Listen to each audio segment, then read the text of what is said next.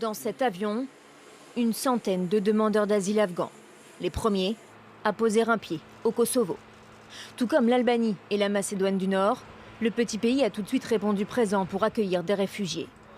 Pourtant, les Balkans regroupent les pays les plus pauvres d'Europe. Mais ces Afghans en exil les renvoient à leur propre histoire.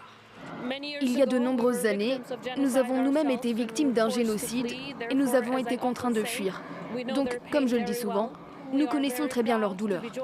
Nous sommes très fiers de rejoindre les alliés de l'OTAN, en particulier les États-Unis dans cet effort humanitaire extrêmement important.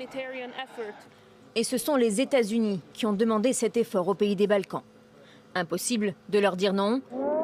C'est sous l'impulsion de Washington qu'ont commencé les bombardements de l'OTAN sur la Serbie voisine le 24 mars 1999.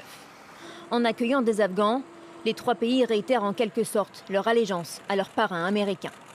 D'autant que les réfugiés ne seront que de passage, le temps de vérifier leurs papiers et d'obtenir des visas pour les États-Unis. Une procédure qui devrait durer entre 12 à 14 mois. Résultat, le Kosovo doit accueillir 10 000 Afghans, 3 000 en Albanie et 750 en Macédoine du Nord.